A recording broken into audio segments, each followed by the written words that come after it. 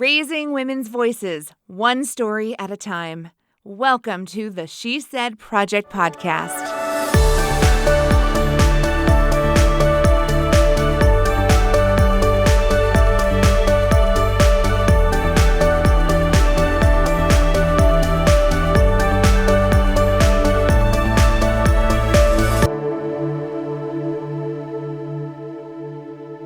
I am so ready for this episode of the She Said Project podcast. Are you ready to have some fun? Always.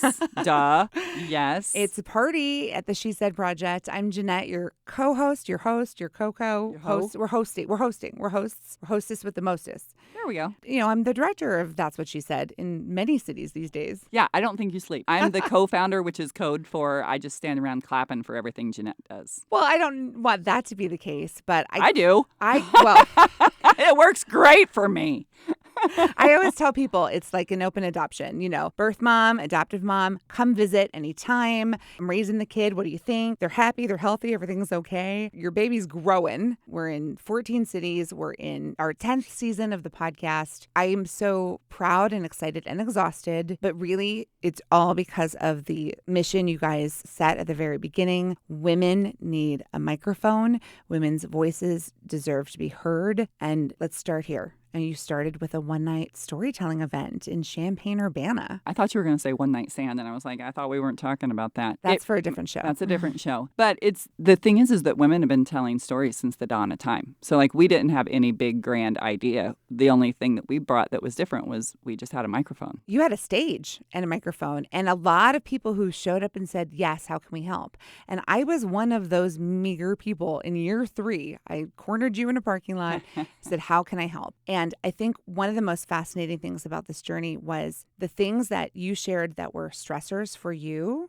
were things that brought me joy. And if you can find that in any relationship, work relationship, when you're looking at the task list, what are the things that bring you joy that you're also good at? I mean, we really found a win-win, and I've just been so grateful ever since. It's been a great thing that I have seen in my own life and then within the show, but also watching these women take it out into the world, because I think this would have never happened had we not had people say, hey, I'm an attorney. Do you need an attorney? Hey, I'm a graphic designer. People offered help that we didn't even know we needed. So now I think, okay, don't just bask in that. When I see someone else doing something awesome, now I have to reach out and say, Step up and offer do your you help. need Oh, I love somebody that. to tell inappropriate jokes at your party? I'm Which here for you. she's very good at. That's great. I mean, I often need, the entertainment for the night. Yeah. But I am not the only one who saw the value in bringing an event like this to the women of your community. In fact, one of your very best friends from college, from your college years, reached out to you in year 3 or 4, a couple years ago now, and wanted to bring That's What She Said to St. Louis.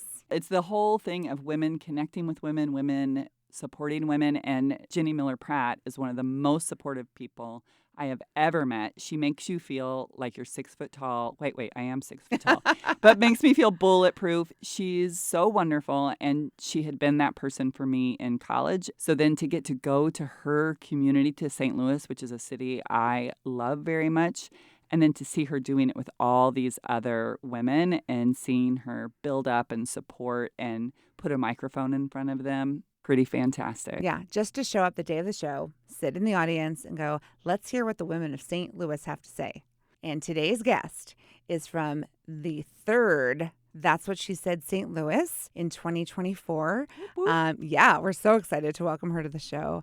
And I think she's on the phone with us now. LaShondria, are you here, my dear? I am. Yay. Thank you for joining us today. I mean, it's been a couple weeks only since your show. How are you feeling? First of all, I want to say thank you again for the opportunity. I am still on cloud 9 from the show. I can start by saying that I was super nervous, but after a few meetings, a few opportunities to rehearse, I feel good, and I'm excited for the show to hit the YouTube, or I'm excited to even see it. So By the time this episode comes out, I think it will be out on YouTube. So our audience, our listeners can go and find it very quickly. But let me just say, you did not look like you were nervous at all. I thought you were born to be on that stage. You just rocked it.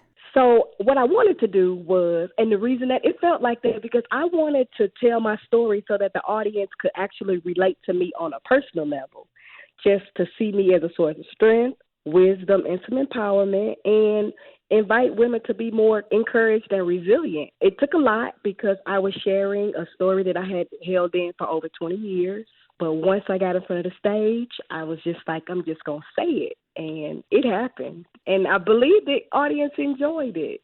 Yes, they did. But before we get to your story, I'm curious, how did you wind up on that stage? How did the ask happen? Had you been to a show before? Give me the lowdown on that first. So actually, I have a best friend that I hadn't seen for probably 7 or 8 years, but she had a big sister that I had never met before. So she invited me to the first That's What She Said show, and it was Rhoda Banks. So I was there for two reasons. It was my first show, and I was there to meet my best friend's big sister. So I came, I enjoyed, I met Rhoda, and I've been talking and being friends with Rhoda for the last 2 years, and she nominated me. Oh, I saw Rhoda at your show. We've had the Rhoda experience. We know. Yes, the Rhoda experience. It is an and experience. I have. Absolutely. So we're going to share your story with our listeners today. And I don't know if we need a disclaimer or not, but I just want to be clear. This is your story from your point of view, something you lived through. I feel like I just want to tell our audience, we are not here to bash anyone's religion or anyone's church or anyone's relationship with God. I know if that might even be giving away too much, but what you shared was both shocking and funny. And, you got a bunch of women riled up, cheering you on. But if you really stop and think about it, you experienced something that was not okay. Yes, humiliating and embarrassing. But you gave us all permission to laugh that night. So for that, Absolutely. I thank you. So let's just roll the tape. Let's just hit the button, I guess. Okay. But we're going to hear it in your words, and then we're going to talk about it, okay? Okay. So to our friends out there who are just getting to know LaShondria Hunt for the first time, this is her story on stage, and that's what she said. St. Louis 2024. Please enjoy New to the Scene. They should create a manual called How to Survive the Black Church. Because just showing up thinking you are about to get closer to God is not enough. You need some protection, but not any old protection. I found what I really needed was a grandmother who attended church every Sunday in a church suit and a badass hat. I found those were the people who were well respected and most protected. In my early 20s, I felt like something was missing from my life. I didn't know what my passion or purpose was. I was just out here existing. And if you know me, if I'm looking for something, you know I'm going to find it. Well, I'm not sure, but I decided to go find God. I recall the day like it was yesterday. It's in me, stuck. Now, keep in mind, I have never been to church as an adult. I didn't have any church clothes, money, or even a Bible. I had heard great things about the place, so I figured that's where you find God. Everything I heard made me think that it was heaven on earth. Now, if the church is heaven, then that means the people are the angels, so the pastor would be God. Now you see where I'm going with this. So, not only was I missing that grandmother in that badass hat, I was also missing church clothes. So what I wore was a tight skirt, a tight shirt, and some cute heels. My body was shaped up and banging. I was killing it for my first day of church.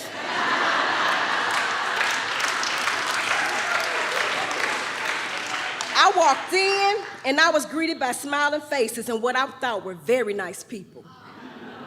I was thinking, this is really where the angels are. These are very good people. I was so excited to stand when they asked for the visitors. I stood, the church welcomed me, and it was great. Now when I look back, I realized Matthew 2:13 would have been perfect. It says, run from danger. Flee. But it was my first day. I didn't know any scriptures. I also didn't know I should have ran for my spiritual life. Well, soon as service ended, the pastor ran from the pulpit. When I say he ran, I didn't even get a chance to get my tight skirt out the pew. He moved fast. He asked to take me out to dinner right then and there. Dead smack in the middle of church. I didn't know what to say because remember, if the church is heaven and the people are the angels, this is God. I was confused on why the pastor wanted to take me to dinner because I was used to the street style approach when a man asks you out on a date. But I guess church is more a sanctified version of the same game. Oh well, I said no because I had promised my mom I would make her my famous spaghetti. So I got away from the pastor, but on the way out the door, a deacon caught me and asked could he use my cell phone. I was thinking, it's 2003, everybody got cell phones. But I went ahead and gave him my phone number because I'm new here. The deacon put his cell phone number in my phone, locked it in, and said, call him. If I could be frank, I didn't know what the hell was going on my first day of church. I got out of there, but I came back the next week because the choir was awesome, the pastor could preach, and I thought it was what I needed. I also thought it was what my son needed, my mama needed, my aunt and uncle, even my best friend and her daughter. I quickly decided that everybody needed God. I was walking the walk, and about 2 months later, I was involved in Sunday school, Tuesday night teaching, Bible study. I had even joined the choir, and I was the treasurer for Sunday school. I mean, I was all the way in. And along the way, I found myself in bed with the pastor. Well, let me tell you, heaven on earth quickly turned into hell in church. Especially when the women found out I was dating a pastor. He was out loud about me and very quiet about the other women. Yeah, I said it, the other women. It was a lot of them. It took a while, but I finally realized I was losing while I was attending church. I lost confidence, I lost faith, I lost self-esteem, and I had also lost a desire that I once had for God. I also lost my best friend. Remember the one I had brought and I was so excited about the angels? Turns out, she was in bed with the pastor too. Well,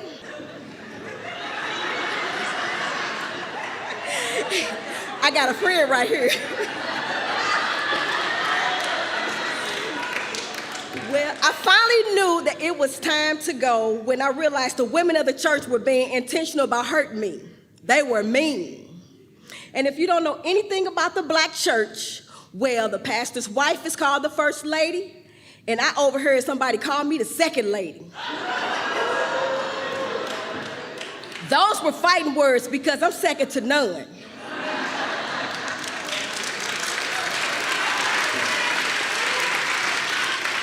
But that's when I knew it was time to go.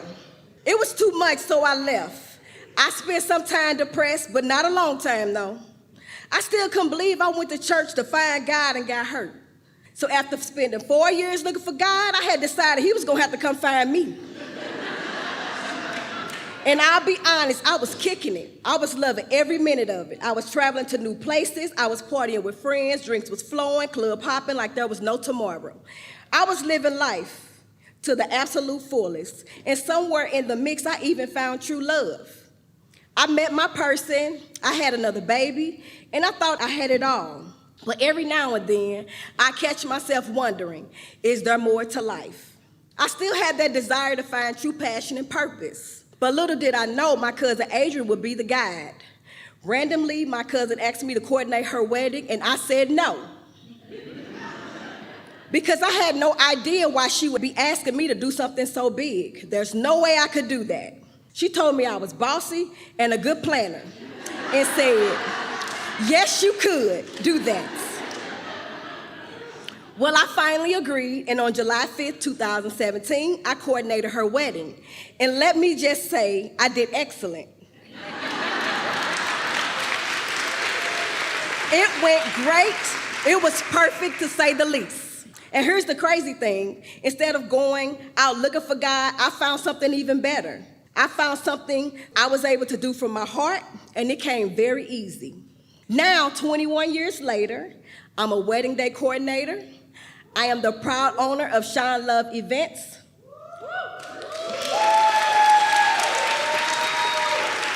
In the last 7 years, I've managed and executed 85 amazing weddings, 10 unforgettable events, and I have truly found my passion, and I absolutely love bringing dreams to life.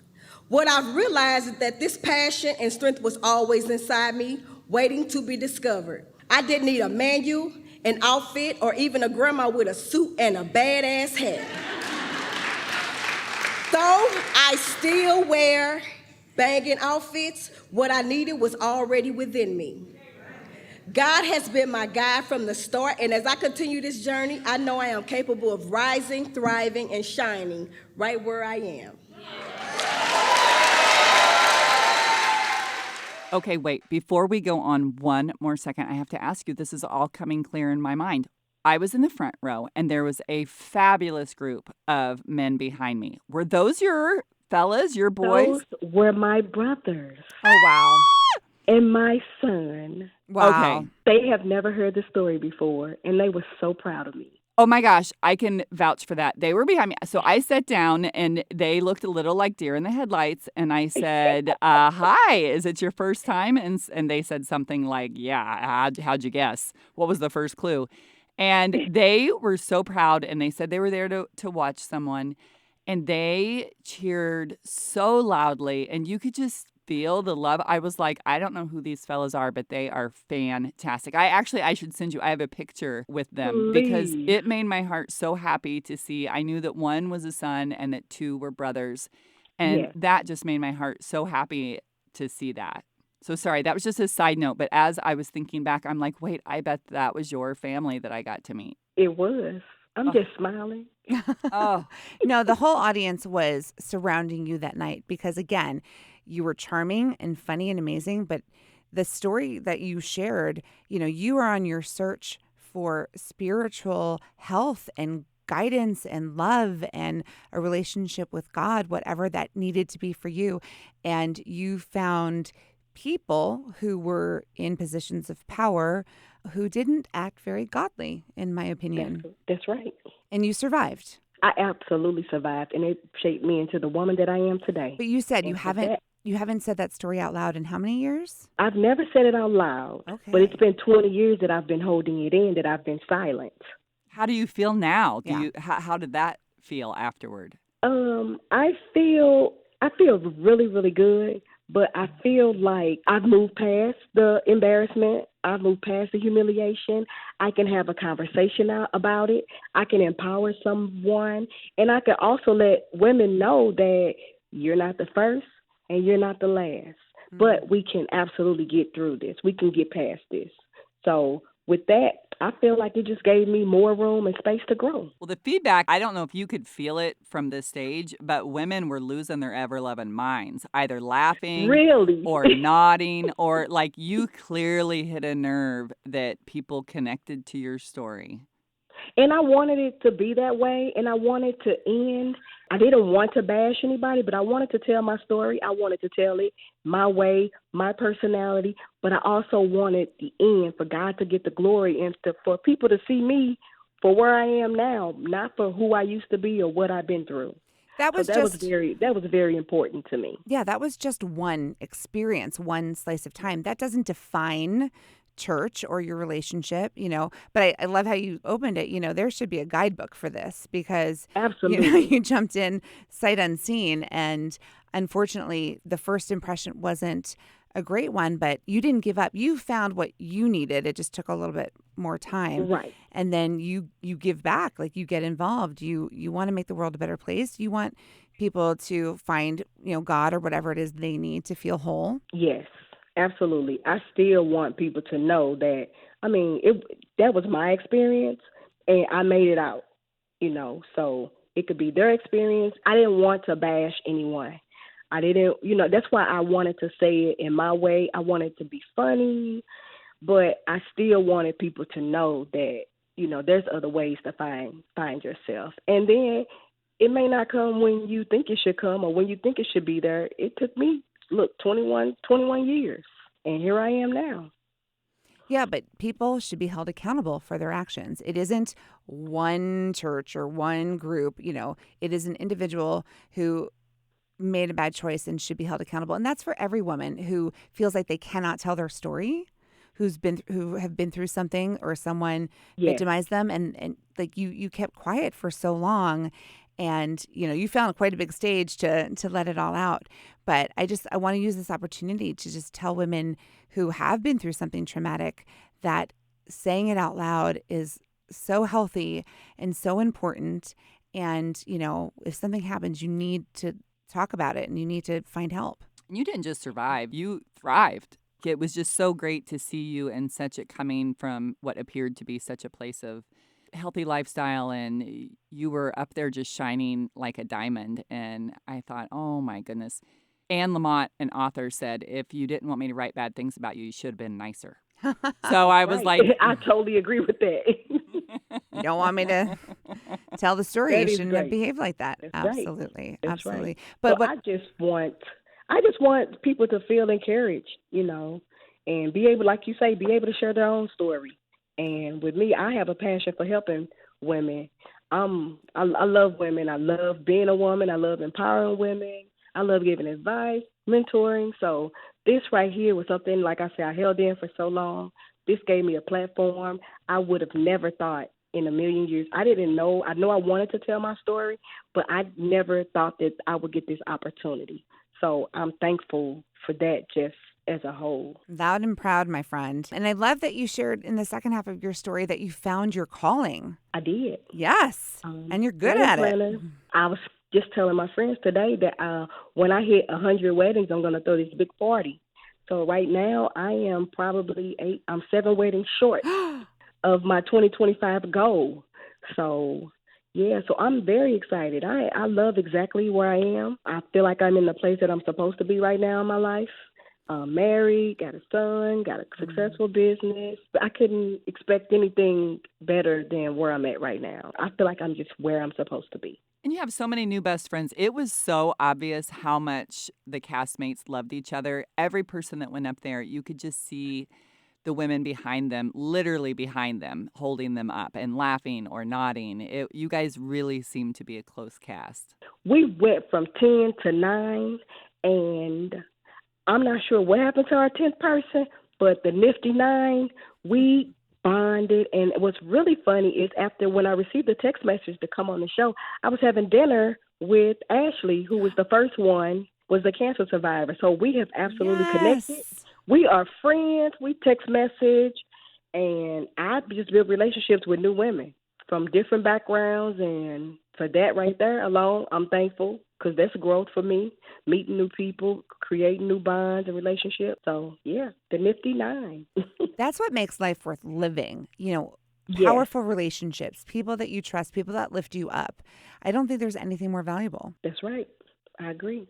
What was your resistance when your friend told you to be her wedding planner? I remember you saying that you were like, not me. What was that resistance? Was it doubt? Was it outside your comfort zone? Because I want to learn the lesson here of how you embraced your gifts. Well, when she asked me to do it, I wasn't familiar with weddings. I wasn't familiar with coordinating weddings or wedding planning. I had been married, but I didn't remember anything about the process. Oh, we never remember the day, right? Like, it's a blur. We can't remember. She was basically like, you're going to coordinate my wedding. And I said, no. And she said, you are. And I did. Wow. I'm not sure why I did, but when I did, it was perfect. People was asking her, like, how much did she pay me? And I was like, wait a minute, I'm supposed to get money for this? And then I just did some research, and it's like it's natural. It's like it's not work for me. I absolutely love what I do. My clients love me. We love you. Well, thank you. And I love you too. Have some new best friends, throughout Illinois. And I just hope that we all stay connected. I'm not sure that's what she said bond is, but I know the Nifty Nine, we are going to stay close, and I'm looking forward to all the rest of the shows. I can't wait. I love that. There are definitely women in every show who are like, I want more of this. And they travel. They travel to different cities to support women they don't even know, because it's just the power of the story and being vulnerable and being there to witness and, celebrate the next and the next and the next. And let's bring them all. Let's bring all these women. Let's raise them all up. Let's pay it forward and keep it going. Yeah, I agree. Okay, so I have about 16 events next year. I'm going to need you to organize for me. Bring it on. I'm going to tap into those talents very soon. That right here. I love it. I need some help up in here. I can do this thing in my sleep. I almost told Janet, Jenny, hey, what you need? I got you. I can help you. You're going to live to regret those words. No, I will not. You just don't know. You just don't know how natural this thing comes to me. Yeah, when you love what you do. I mean, putting on a That's What She Said show, people don't see the work. They show up. It's this beautiful, polished night. They don't see the hours and the sweat and the like, Carrie, you have seen me. You come to a show. You're dressed all pretty. And the lobby is full of beautiful people. And here comes Jeanette with like sweatpants on and no makeup, puffy. And because I've been there since 9 o'clock that morning, and I haven't sat down once, there's so much work. Successful show. Oh, yes, absolutely. That's what we live for. And then a few short hours later, it's like this beautiful thing. And you're like, okay, you look like you'd been strung out honky-tonkin' for weeks. And then the next thing I know, you look like $1 million. Well, the second the ladies are on the stage and the stories begin, my work is done. There's this moment of the lights are on, the show has begun, and that is like my first big exhale. And I'm sure you feel that way when you're at a wedding. That way. When that bride is walking down that aisle, that's when you exhale, right? When she gets down the aisle, and then when we get to the reception, I'm like, phew. Let's go. So I definitely can relate to we that. made it. Ceremony, stressful, reception. It's a cakewalk. That's when you get to go and change and put on some lipstick and, pee for the first time that day. And change my shoes. That's right. Girl, you and me both. I always have another pair of shoes backstage. The ones you see me walk out on the stage and the ones that I have in the wings. That's right. I have on a pair of nice slides, and then for the reception, I have on sneakers. Girl, you could write a book. I love it. Event planning with LaShondria. You needed a book in your story. You needed someone to guide you. I absolutely need a man. Yes. The do's and the don'ts of the church. I love that you said all you need is a grandma with a great hat. That's all you need. Yes. I think you called it. Didn't you call it a badass hat? She did. A badass hat. Loved it. Love that. I think that's what we all need. We all need a badass grandma hat. with a badass hat telling us, what to do and what not to do. They've seen things. Some support and some protection. Yep. Well, you certainly enlightened us and, shared your beautiful spirit and your feistiness. I mean, I know this was a long time ago, but girl, you are just a force. Thank you. You are welcome. And thank you for... This is all me. And this is all me all the time. This is you all the time. So this is me all the time. So that wasn't even a performance on that stage. That was just you being you. That was my real personality. That was the real me. Well, you are a natural storyteller because we loved it. Thank you. You are welcome. Thank you so much. Thank you for having me, ladies. Oh, thank you. And tell those men in your life they got big points. I they cannot really wait to call me. them. And do not forget to send me the picture. I will. They were so proud of me. They were so proud of me. Yes. And I thought in case you were on the stage and couldn't see or couldn't hear, but they were so proud, and it was such a touching thing to be able to watch. Yes, I was a little nervous because, like I said, they never knew what I experienced. So then when I had the opportunity, my brother was like, wow. I'm sure the one that you was talking to is the one who, he was just like, wow, I'm so proud of you. I'm so proud that you had this opportunity and that you had the courage to tell your story. I didn't know that happened. But you know what was extra special about those guys, and I commented on it that night? They went wild for you, but they cheered for everyone. See, that's good. They're my people. It's like those are your people. They obviously, they were cheering for the person that they loved and were there to support. But they gave it up for everybody. And I thought, that's your son and your brothers. Like, you should be so proud of how you raised him and that those are your brothers. I am so excited. I cannot wait to call him. They're going to be like, oh, no, we thought we shook her. We got a restraining order. Right. You know, people ask me all the time, do men come to this thing? And let me just say yes. And we love when men show up to cheer on the women on the show because, I mean, they need to hear these stories first and foremost. They need to learn from our experiences and truly listen. Oh my God, listening is such a powerful gift, but we love it when men come out to watch That's What She Said and sometimes are the loudest cheering from the crowd. It's amazing. So if we have any men listening here today, thank you for showing up to support the women of That's What She Said. You know, it's just a matter of time before That's What He Said is going to roll up here. Right. I mean, men have important, powerful stories too, but we can all learn from each other's stories and experiences if we just take time to listen. I'm just so grateful that you said yes to stepping up and going through this experience because we need women like you out there, LaShondria. And thank you. You're welcome. And if you need somebody in show 20, the reunion show. The reunion show, of course. Call me. Look, the reunion show. She's already planning. I'll be available. That's Done. what she's doing. Yes. She's planning. She's planning ahead. She's using her gifts. I love it. I love you. I love you, Carrie. I love everybody. We got a whole lot of love flowing around here. We just have way too much fun here. We could just talk all night. But LaShondria, we're going to let you go, and we're going to just say thank you to all our friends and fans who make the She Said Project podcast possible, and we hope to see you at the next That's What She Said. Over and out. Thank you for listening to the She Said Project podcast in partnership with Illinois Public Media. All materials contained in the podcast are the exclusive property of the She Said Project and That's What She Said, LLC. For more information on our live shows, go to shesaidproject.com. This podcast was made possible with support from Carl and Health Alliance and presented by Sterling Wealth Management, empowering women to live their best lives.